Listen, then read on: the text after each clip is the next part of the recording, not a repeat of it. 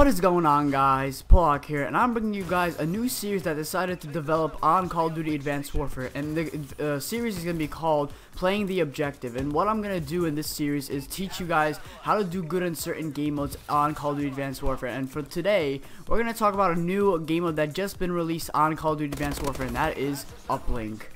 So the game mode Uplink is almost like Capture the Flag, it's just different. Since there's exo movements in Call of Duty Advanced Warfare, they put that into the game, and they put it into a new game mode, which is obviously Uplink. So the objective of Uplink is the same objective as Capture the Flag, just that it's a lot different to capture not a flag, but you capture a satellite drone, which is a ball that spawns in the map depending on what map you play, and your objective is for somebody to pick up the ball, and they have to run to the designated uplink, which you guys could see on my mini map to the top left. It's uplink is where you're supposed to score the satellite, and the defend is where you don't want them to, which is the opponent's uplink that they need to score in. So there's a lot of strategy involved in this game mode, and I played a couple games of this, and it's really competitive because a lot of people do play the objective, but there are some that obviously camp, which I hate campers. I'm gonna definitely make a video on campers soon because it's actually a big pet peeve for me on Call of Duty. But either way, this game requires a lot of team effort, because see right here, look at this, running with the ball. This is how you score. You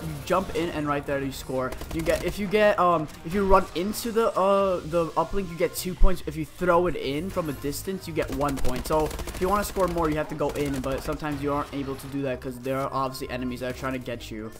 So this game mode Uplink is almost just like a basketball game, if you haven't noticed, because there is an orb, and you could pass the orb around, and you could actually use a team effort to actually score from the uplink. You could throw it in like, you know, you're throwing it into a hoop, or you could dunk it, which is basically the opposite. If you dunk it, you get more points than just aiming it from a distance. So it does work like basketball. So if you play a lot of basketball, this game mode, you could actually use almost like basketball strategies to actually play this game, as long as you have a good team, or you could play with friends.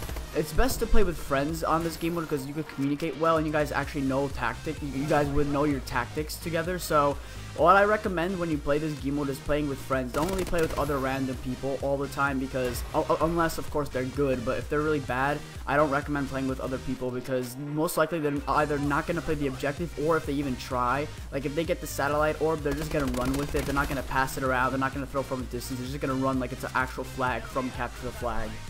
Guys, just quickly look at this. This is how you should be playing the uplink. I had a friend playing on this game mode, and look at this. I just pass it straight to him. It's like I said, almost like basketball. You can just pass it around, and it really helps because the team usually, the opponents, of course, go obviously for the guy with the satellite. If you pass it around, it's gonna be really hard for them to actually maneuver their way towards the person who actually has the ball. Now I'm gonna tell you guys how you should set up your team to play this game mode correctly. So of course you're gonna need obviously a defender. Sometimes you need somebody to sit in the back and defend the your own uplink, especially when the opponent actually has the satellite ball, because then it's gonna be easier to cover it, because all they have to do, they could either toss it and of course just run into it. So most likely you have to be from a distance from the uplink. Don't just stand like under it, because they could easily toss it and you wouldn't even see it coming. So what I recommend, maybe 1 or 2. So if there's 6 people obviously playing on one team, I would recommend maybe 1 or 2 people playing on the defensive side, and then around, of course, the middle of the map, you should of course have people around the middle so that they could cover both sides of the map, of course, the offensive line and the defensive line. So probably like about 3 people going around the midfield, and of course they could push up if they want. And of course the final, like I believe 2 people, you could have 2 people that obviously go for the satellite ball. They could pass it around to each other, which is a good idea, because passing it around, like I said, is really helpful, especially when you have opponents going that are behind you trying to kill you. It's easy to say that this game mode really does work like a sport, like soccer, of course. If you're gonna position your teammates the way that I said to position them, it kind of works like just playing soccer. So you would obviously have 2 defenders in the back, then you have the midfield, and then the offense, and then obviously the offense has to go to the other side, and then the defense obviously helps the person with the satellite ball and all that. So a lot of sports could actually be referenced for this game mode, which is really awesome. And I love how Sledgehammer actually implemented this game mode, because it's really creative, especially since they have exo movements in the game, and now exo movements really make a big deal into the game. What I also recommend for those who are gonna play the objective a lot, if you do have the satellite ball, I recommend using the perks of lightweight and maybe the exo overclock, which the exo overclock is the exo ability that makes you run faster. So lightweight plus that, you could run really fast. You could you could dodge the opponent shooting at you, because when you have the orb, you're not able to shoot at all. The only thing you could do is actually melee people with the ball, but you know, not all the time you're gonna really get into a close range situation. They're really gonna kill you from long range. So I recommend you guys using lightweight and exo overclock. So right here I'm gonna show you guys, this is a class I recommend if you're gonna be playing the offensive line, and then on the right is gonna be the class I want when you play defensive, or like when you're gonna play on the midfield and just, I guess, go for kills and just help out your teammates. So these classes I recommend the most because I've been playing this game mode a lot now, and I'm actually not bad at it.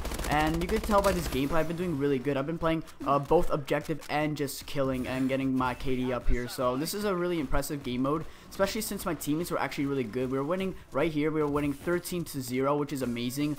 So that's basically, I guess you could count about six captures if we just ran in, or of course 15 one just distance shots. But you know, it's a lot of points, of course, because if you score 11 points in one half, the game automatically has to go to halftime, because that's like that's the maximum you could get in one round.